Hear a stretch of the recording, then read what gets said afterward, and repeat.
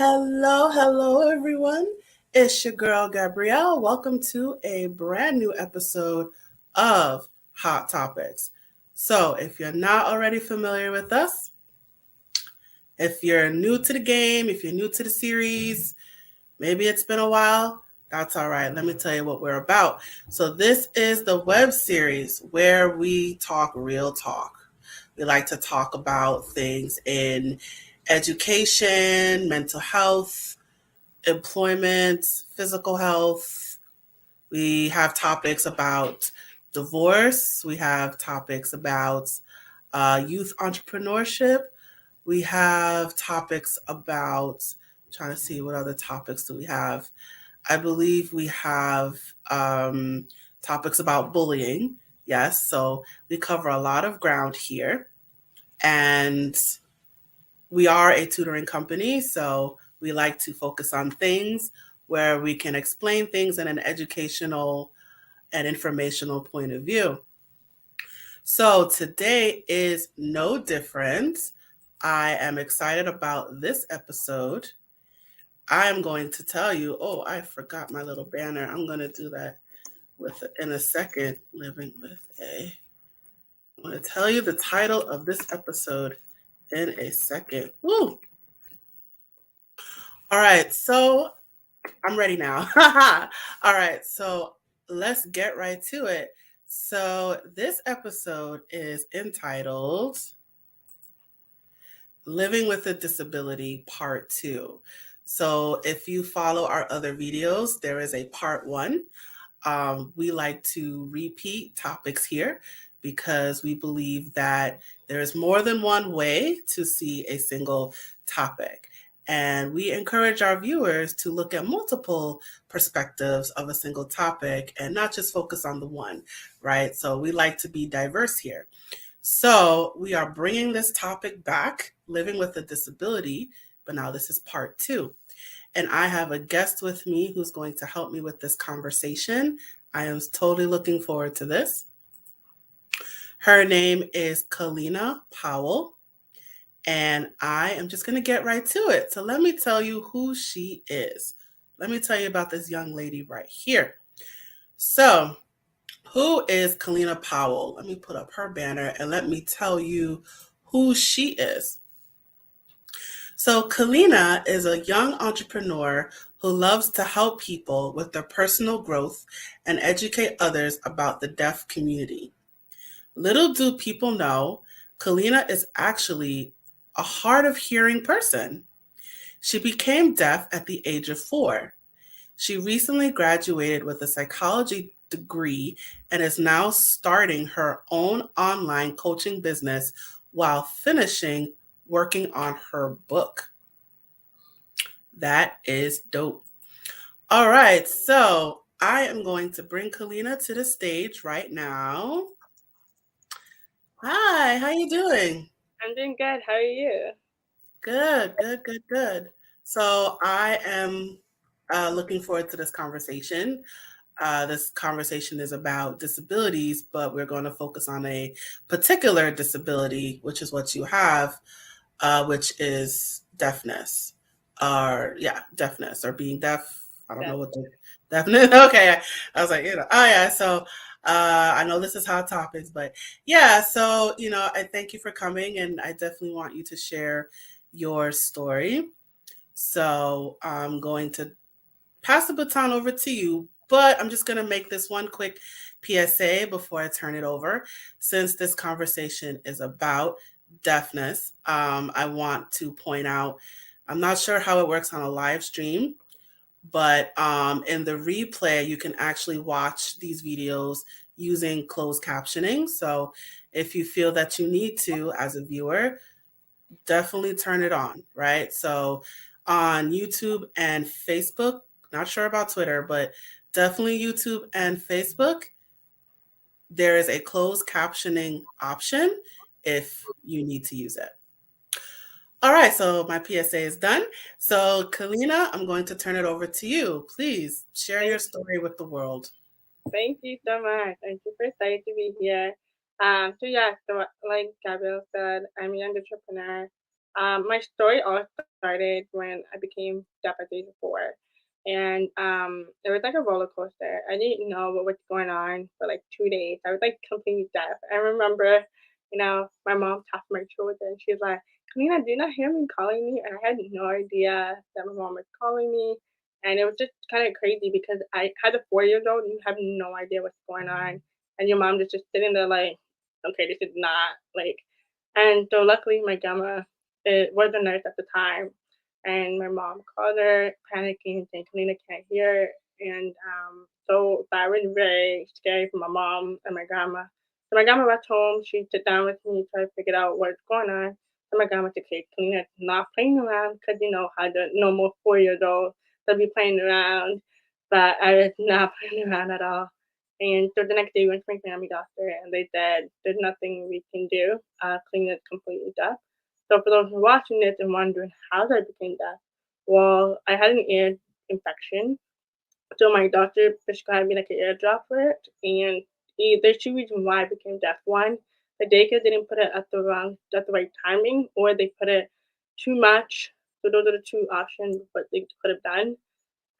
So yeah, my life was really like a roller coaster ever since I became deaf. I especially transitioned, hearing a whole different voice was something that was definitely really challenging for me because I was listening and hearing different voices that was not the same versus how I was a hearing person. So it's really fascinating, really crazy how quickly things can happen to you very quickly.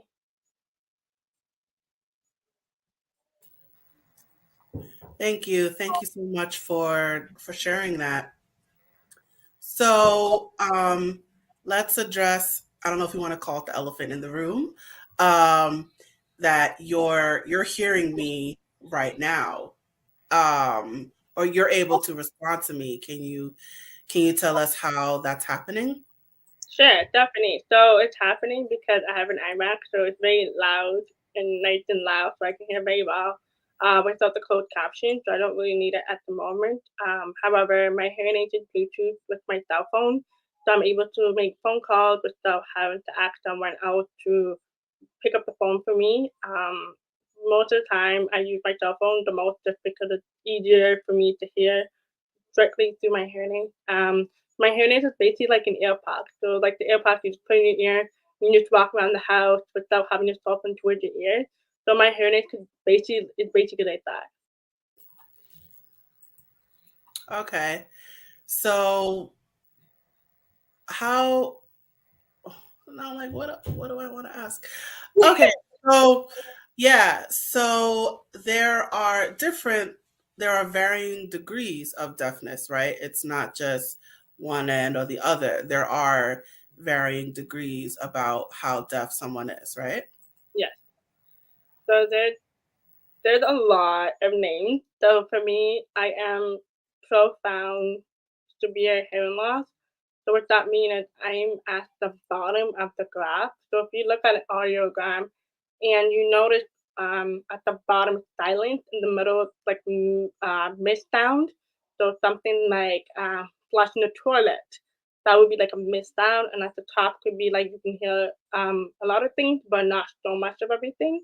So my hearing is literally at the bottom. Like I can't hear anything without my hearing aid at all. Like the only thing I can really hear it will be the loud noise of an airplane.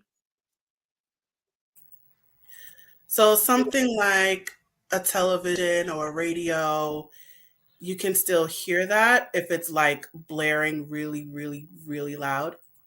Without my hearing aid, no. Without it, no. Okay, so you need the hearing aid to hear sounds.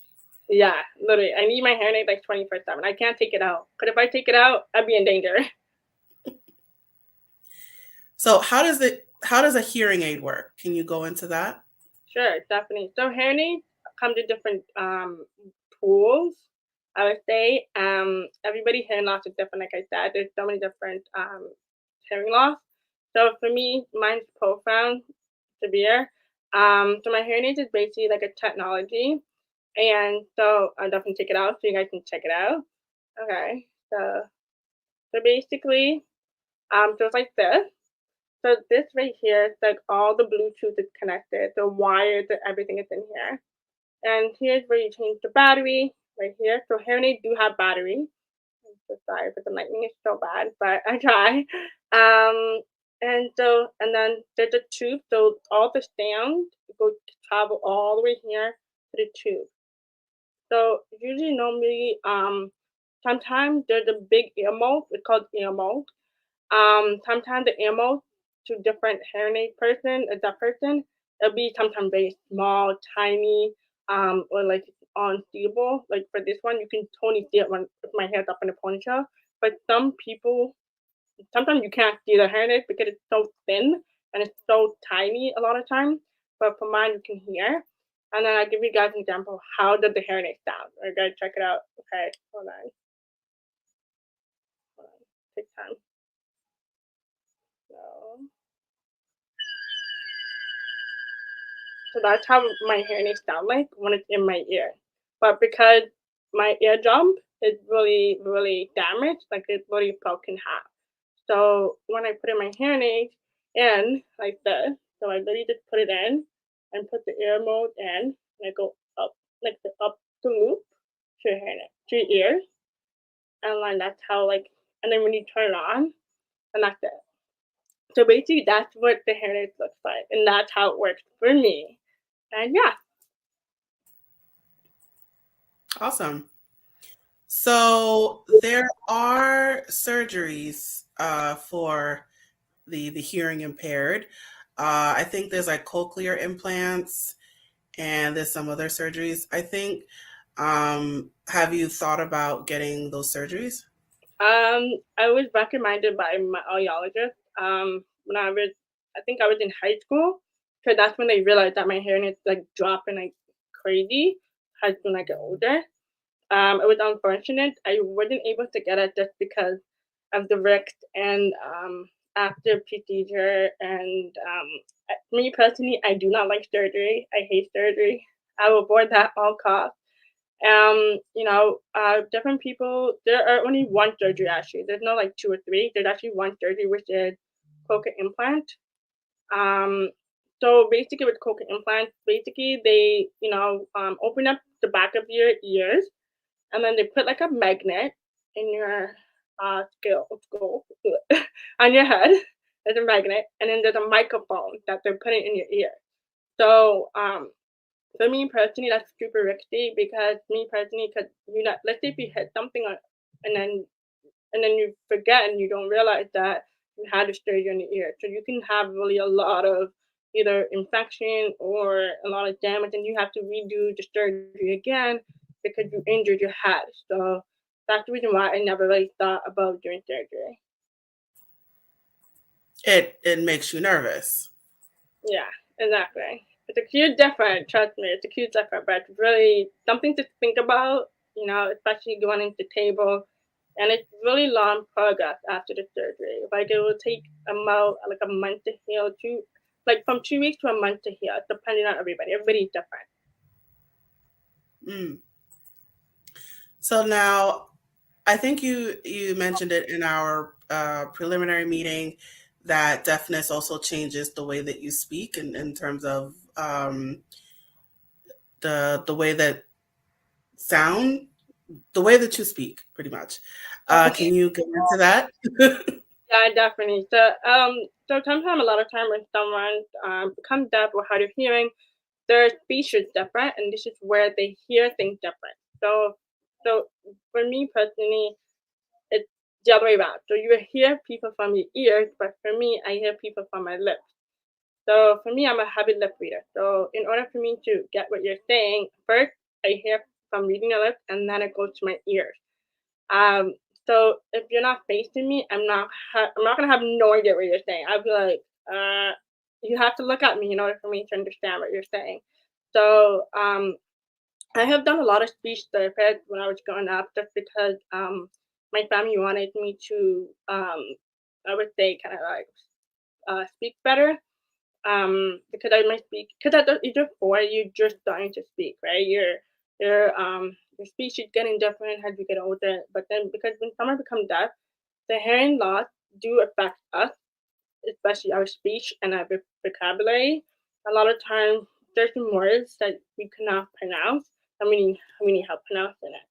And for me personally, I'll be honest, anything that starts with an S or ending up S, I cannot pronounce that very well. I don't know. I try to, but I apparently heard it's a common thing a lot of times. Something that's silent. A lot of deaf and hard of hearing person may not hear it very well, like silent, like silent. I don't always say the S all the time, but because it's silent, so Those S sounds can be really tricky. yeah, literally. I feel like the S is always my like headache all the time. I'm like, there's an S. So yeah. What about the TH sound? I think that's uh, another common sound that people find hard to pronounce. Like chocolate. Chocolate. Yeah. See? Chocolate. See? Yeah. CH is another one too. That it's like literally like the top two, I believe. CH, yeah. And the TH, like something like thesaurus or theater. Store beer. I'm getting there. Not too All right, awesome. All right, so let's talk about you a little bit. So, you were diagnosed. What's the official diagnosis? That is it just called deafness, or is there like a fancy medical term for it? there's a fancy medical term for it. So basically I am profound severe hearing loss. Yes. It's two words in it. Profound severe hearing loss. And what's the treatment for it? How do you treat it? How do you deal with it medically? So for me, honestly, oh, I don't really know how to treat it. I'm joking. So first of all, basically what I do, I first thing first, you go to audiologist. They will do a hearing testing, see what is like where your hearing levels are. Then we look at your type of hearing aid that's the right fit for you, something that's affordable because a lot of hearing aids is really expensive. It's not something that you can pay out of your pocket. It's really a lot of money. And then from there, you go in and do another testing once you get the hearing aid just to make sure you can hear it correctly. And from there, a lot of it depends on some people. Some people prefer no speech therapist, and some people prefer to do sign language or just speak and no sign language. Um, so for me, how I dealt with it, I did have challenges. I honestly had a lot of support from my family, definitely from school and resources that being provided to me at high school, especially high school. I feel like high school is a lot more resourceful for me because going to post secondary, I was able to get the help I needed. And for me, I dealt with it. I honestly would say definitely taking care of your mental health. I feel like mental health is really big in the disability community, and especially someone who's kind of huge package on the life. So mental health is definitely number one thing. How I take care of myself and how I take care of my hearing loss is really on my mental health. Can you go into that a little bit more about the mental health part? Definitely, I would say mental health is such a huge impact a lot on the disability community. We don't even talk about it a lot, and I wish we did because we never met someone like us. Like every time you go to a store, you don't see anybody like you majority of the time. And mental health really did affect me a lot of time. I get sometimes anxiety when I'm talking to a hearing person. People like, really? You don't look like you're nervous. And I'm like, oh, I am nervous. And sometimes when I'm nervous, I talk super fast because I've been bullied a lot when I was younger. So I'm thinking, and it's not like I'm thinking they're gonna bully me again, but I just feel like it's just that little thing that's gonna go, oh, like, what if they can't understand me? Or like, what if, I don't know, like, it's just so many doubts I would have sometimes, but I'm getting better now. So I'm slowly like up and down, honestly, with my anxiety and being in the hearing community. But I'm still working on it.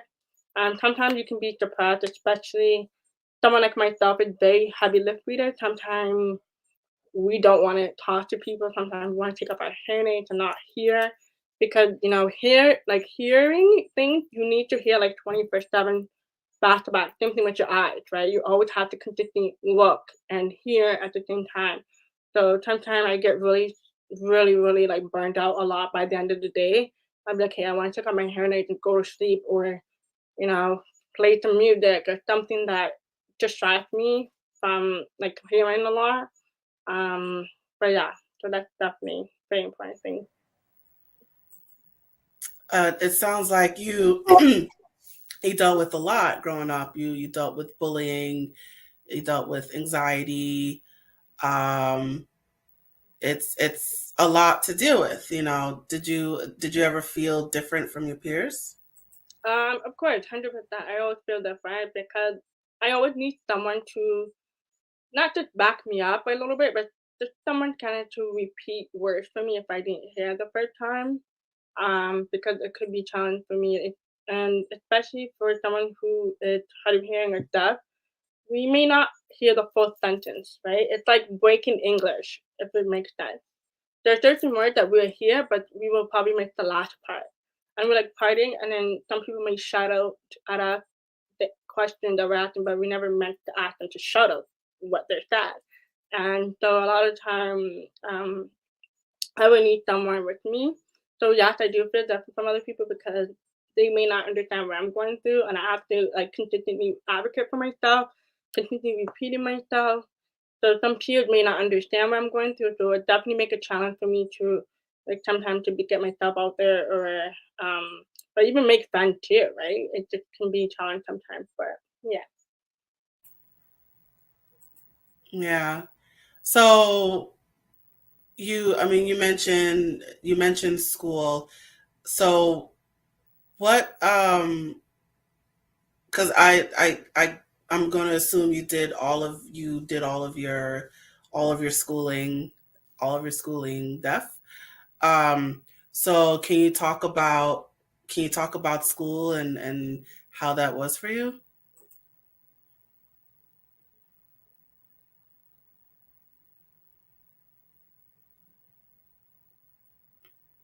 Hello?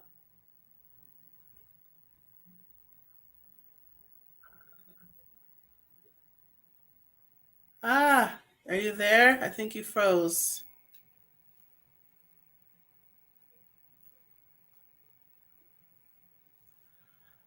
Oh, sorry guys. It looks like there were some technical difficulties. Um it looks like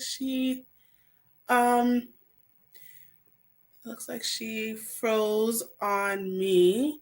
Um so there's some technical difficulties right now. I do apologize for that. Wait, hold on. I see her coming back on. So sorry about that. All right.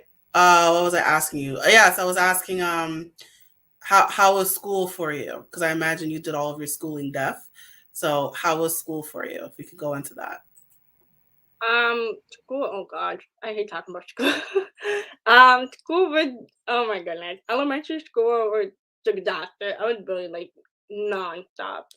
Um, I had to fight the bully like crazy. I didn't allow the bully to get away with a lot of things. I really didn't.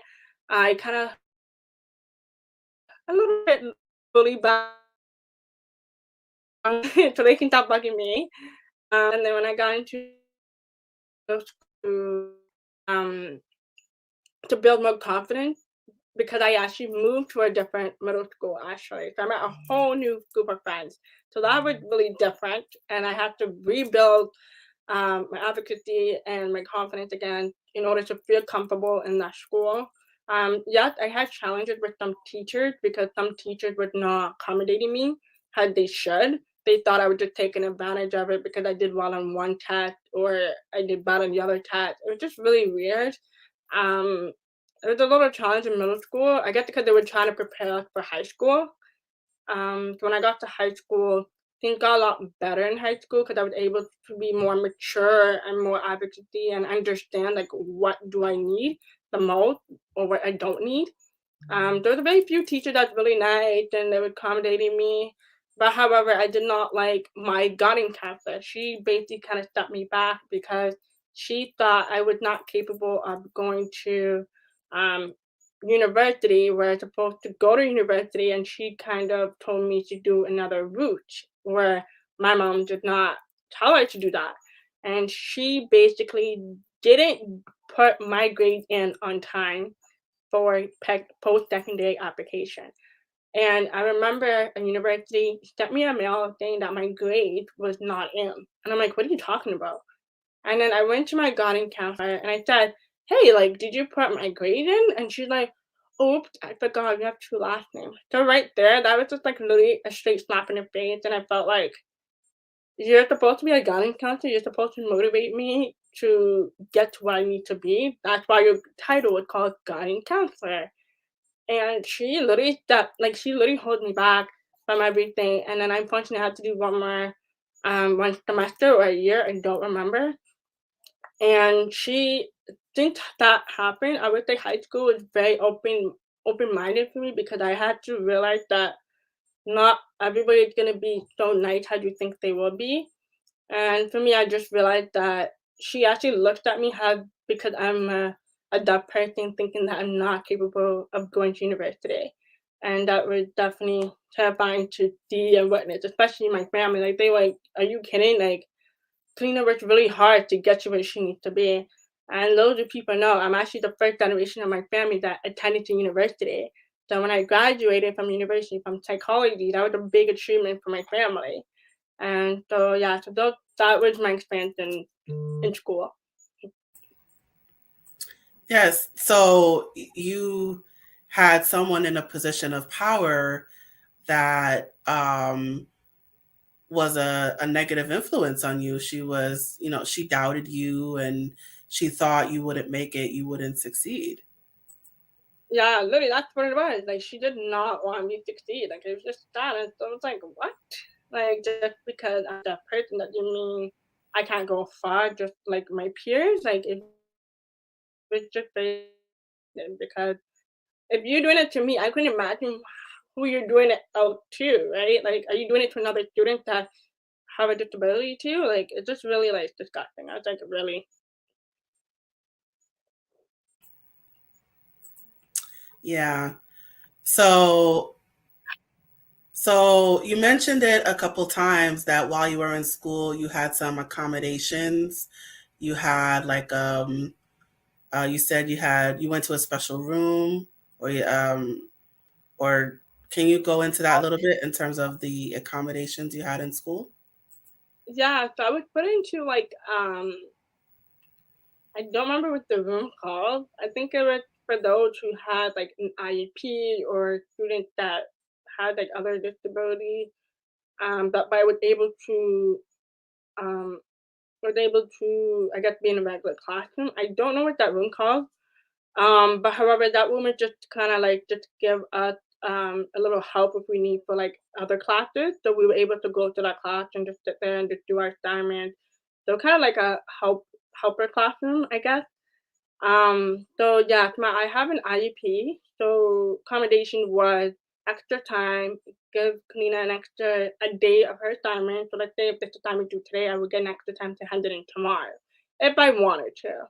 But I always take the advantage of those and say, hey, I need extra time because I was so fresh and I don't like to overwhelm myself a lot of time, especially school. Like school is overwhelming. I really don't like school. So school is really overwhelming for me a lot. Like I realized that a lot about in middle school about myself is that schoolwork and homework is not for me. Like I have to take my time with all my assignments. So when you say overwhelming, you're saying it in terms of it was too much work to do, or is there more to that?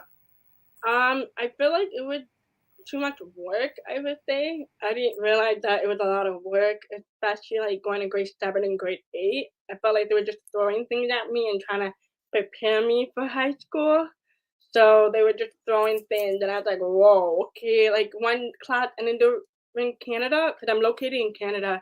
So there's like different classes. So you have like an art class, and you have um a music class, then you have like so on, so on, so on, and it's like 4 to 8 classes, and you're like it's overwhelming because the only way you can actually catch up with all your schoolwork if you like literally just like literally go home early, right after school, do your work, get your work done, and then go to sleep, and then come back to school.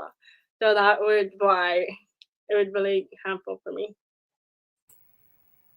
Did you feel prepared for high school? No, I was not prepared for high school at all. Middle school did not prepare me. I felt like middle school just taught me that you kind of have to like speak up a lot. That's what middle school really taught me. You just have to speak up a lot in high school. Did you do that? Yeah, it's kind of. I kind of did. I was too nervous. I was too shy because I didn't want people to overwork me a little bit sometimes because they think like, oh, like she's just a deaf person or she just have a disability, like she can't do it. Like I didn't want that negativity around me. I didn't want people to look at me like that. So that's why I didn't really talk up a lot in grade 9. But in grade 10, I did talk up a lot. Like I'm like, hey, like I need extra time, or I was starting to get comfortable until I had a read work teacher. She said, you need to speak up. If you cannot handle the workload, like you need to tell your teacher to give you an extra time because you have that conversation. So grade 10, that's when I started speaking up. And what happened as a result? What happened when you started speaking out more? I started building my confidence. I started building more awareness of my standing in terms of school and working with teachers and how kind of more like how to be myself and building a new character in myself. And so that's definitely something I learned a lot.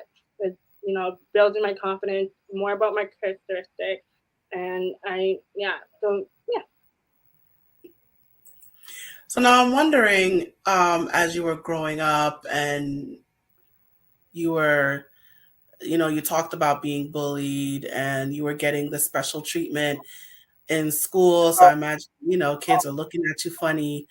So I'm wondering if you felt like you had to overcompensate by pushing yourself harder, by, being at the top of the class, by raising your hand the most, by doing the most homework. I wonder if you ever felt inferior to your peers and you felt like you had to make up for your disability. Oh, that's a really good question. I would say I had to change a lot in grade 10 because my report card, the comment is ridiculous. Like they would be like, okay, Kellina doesn't really talk much, or Kellina like she's always in at the back of the class, or like she just doesn't participate more, or she like. And the thing is, I do well on my assignment. I do like I was doing really well in grade 9. The only thing I was not good at was math. I think that's literally almost everybody's weakest subject in high school. I think math was. So honestly, in grade 10, I really realized, I actually know my mom, literally, first thing she did, she speaks to me about my comments. All my teachers was really bad. Like, when I tell you it was bad.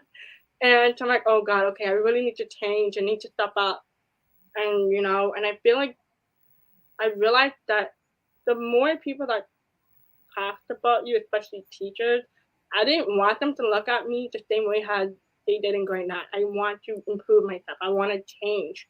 And that's what I did. I looked at feedback and then I bring it into my mind. Okay, you know what? The teacher said I need to stop being back on the class because I couldn't able to hear. But at the same time, when I told the teacher, like it's kind of your fault because you already knew I was coming into a classroom that was already done, right? And usually a lot of time what teachers do is the first thing they do, they put any disability student at the front row. And it's just like, why are we going to be at the front row? That's not what we asked for. At least give them a couple options to sit around the classroom and say, hey, this is where your seats are available are. But however, I do not want you in the back of the classroom. Instead, they just put you in a front seat. And that's what they did to me in grade 10 when I started being more confident about myself. And I'm like, hey, I don't want to be in very front of the classroom because, again, I'm a lip reader.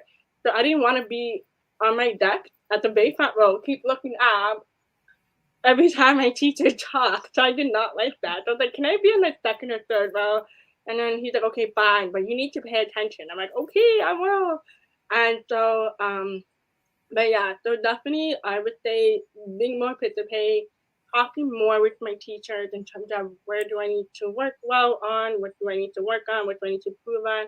And then that's when I realized I had to work harder than my peers because I had to consistently work with my teachers just to make sure my grades are not bad, especially for going to grade 11 and 12 because that was the next step and then the outer band, right? And so that was something I had to do different from my peers. Even though it was kind of embarrassing because I wanted to be like everybody else, but I realized that there's some challenges I have to do on my own and some challenges that I need to be stepping to. So did you um well, I mean, they already knew you were deaf, right? So did anyone like I'm trying to like did they give you something like whatever they said, was it written down? Or I know you know you eventually you sat in the back so you can read lips, but I'm wondering if there's anything else that they provided for you, or they just expected you to follow the rules. They honestly expected me to just follow the rule. Like I remember the teacher, he literally all he does is write on the board. He talks on the board. So I'm not getting anything from him because again, his face is towards the chalkboard or blackboard. And I always see his back. So I'm like, I have no idea what this professor's saying or the teacher's saying. I have no idea. Like I didn't know what was happening. Like I was like, okay. And I sometimes I like literally talk to my friends. I'm like, hey, what are we writing? What are we talking about? And she's like, oh my god, you didn't hear what he said. I'm like, no, because I'm a lip reader. I need to see a lip. And he's not even what's the that's when I went to the teacher and I said, hey, like this professor did right on the board and didn't give a handout. And she's like, really? And I said, yeah. And then when finally she went up to him and asked him for it, he kind of like, oh, but she can write things down on the board.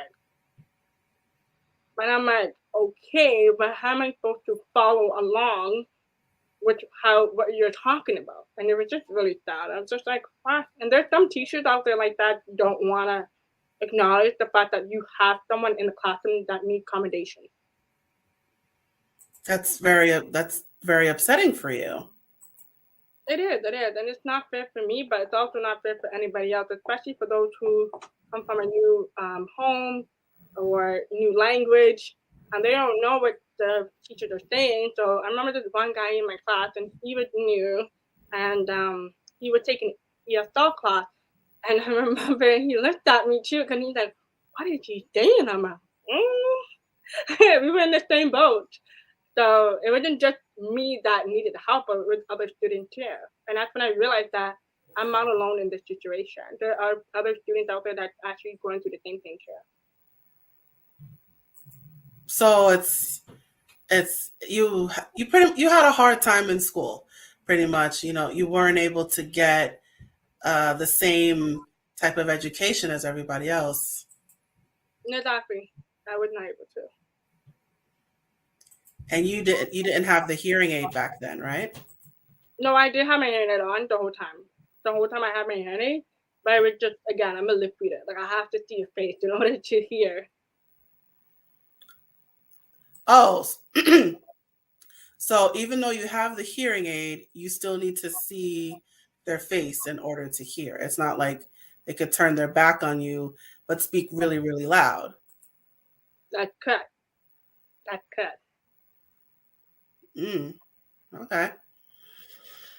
So now, so you eventually you went to college. So how was college for you? I went to York University. Mm. And how was college life? How did those things go? How did college go? College was really fun. And well, Scotch University, same thing. It was fun. I learned a lot about people. I learned about different culture. It was very unique and different. I met a lot of people that was older than me, and met people had different areas and different areas of interest and different disability people, especially. I learned a lot about myself, a lot more in terms of able to communicate with different people in different ways. I didn't know there were so many different ways to communicate with different people. It was interesting that I had this one math course, unfortunately. I had to take math again in university. I'm so mad. Guess what? That professor is actually a deaf professor. He actually wear hearing aid too. And it was so fascinating because I remember he was a teaching lecture and his hearing aid died. Like his hearing aid battery died. And he's like, okay, 1 second, I'm gonna change my hearing aid in front of the whole class. And the whole class is literally like a movie theater. So it's like a huge class. And he did not care. And then I was literally just like, oh my God, if you can do that, I can do that. So I would say that one professor honestly helped me a lot and made me change the way how I think in life and the way how of saying that I can achieve anything I can be. Especially being a professor, you can be anything you want. And thank goodness for that professor. So that one professor turned everything around for you. Yeah, he really did. Awesome, awesome. All right, so we are starting to wind down. So, do you have any final advice for the viewers watching? Any words of wisdom that you would like to share? Stephanie, I just wanted to say that if you're a parent, always support your child no matter what disability they have. You might be the only support system that they have and that they can rely on. My family is my number one support system. If it wasn't for my family, I would not be here right now.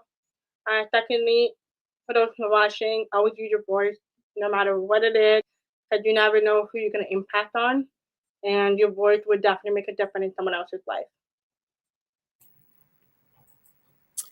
And if there's a parent out there that suspects that their child may be deaf or hard of hearing, or the person themselves, if they're an adult watching and there's any suspicion they may be hard of hearing or difficulty hearing, what can people do about it?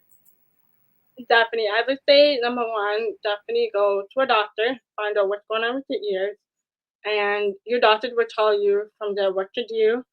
Either see an audiologist or go see like a private clinic.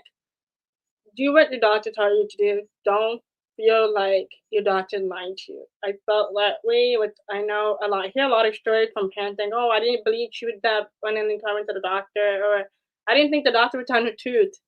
Always listen to the doctor. That's my biggest advice. Listen to the doctor.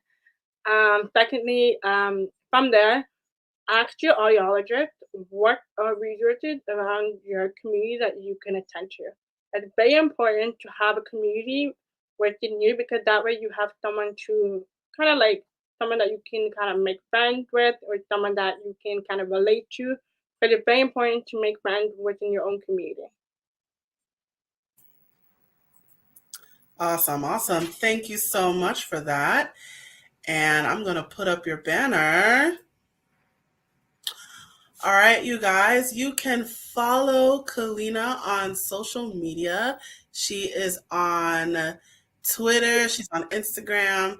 She has a private Facebook group, Yeah, and you could also follow her on her personal profile. So if you want to reach out to her, if you have any questions or you just want to know more about her, definitely hit her up on social media. And she also has a website. That website is scrolling below, but I will say it anyway. It is KellinaEmpowerment.com. So definitely check her out. And you are a coach, right? yeah, to myself. All right. Can you tell us a little bit about your coaching business? So I have done coaching people, young professionals who have disabilities. So I help them overcome their anxiety, self-esteem, and depression. I have 3 different coaching business. I mean, 3 different coaching thing. So it's one-on-one, family, couples, um, even for parents. I also have some resources for parents or teachers in terms of how to help their child become advocacy for themselves, not just like coaching one on one, but also just to give them that support. I also have a book coming up, so if you notice when you click on my website, there's a pop up that email me for subscriber. Definitely pop in your email in because I have a book coming out. So that'd be exciting because my book is going to be about me being deaf in the hearing community, which is going to be really fun. So yeah, so that's about my website. All right. Do you have the book with you by any chance? I'm trying to release my book by May 1st, the latest. The title of my book is Every Day I Am Just Deaf. All right. So, can people pre-order it? Not yet because I'm just literally just trying to put in a paper book to make sure it is what it is. So yeah, not yet, but definitely follow me on my Instagram to get a follow up so that way you guys can get pre-order. All right. You heard that, guys. Definitely follow her on Instagram and stay tuned for when her book comes out. All right. So, Kellina, thank you so much for joining me today. My pleasure, anytime. Awesome. All right. I'm going to place you backstage. And you guys, but now it's just you and me. So I'm going to put up my banner here. All right. And we have reached the conclusion of our episode. Thank you so much for joining us today. Whether you're watching this on Facebook, YouTube, or Twitter, please check out our social media for more videos and clips. And don't forget to follow us. So if you're watching this on Twitter right now, press that follow button. If you're watching this on YouTube, press that subscribe button. And if you're watching this on Facebook, press that like button. I prefer you press like and not follow. Just FYI there. So please press that like button. While you're doing all that, please let us know what you thought about this episode by leaving a comment in the comment section below. And as a reminder, we are A Step Ahead Tutoring Services. So if you would like to learn more about our company, if you want to know about our services, the things that we have to offer, this web series, you can go to our website, www.astepaheadtutoringservices.com to learn more. And I am going to share this quick message before we close today. Hey there, have you heard of us?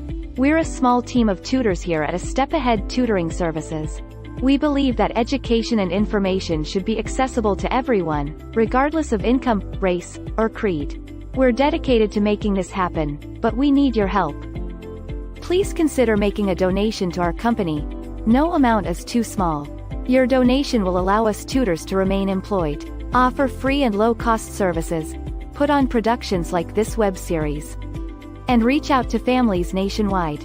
With your help, we can tackle the academic challenges of our students and the emotional, mental, and behavioral changes that result from these challenges.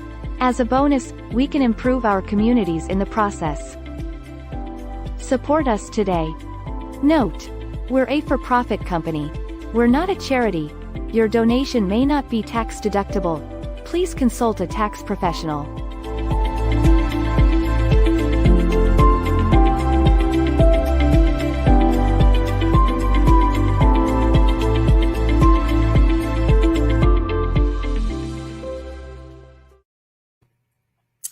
Yes. So please make a donation to our company. It will be greatly appreciated.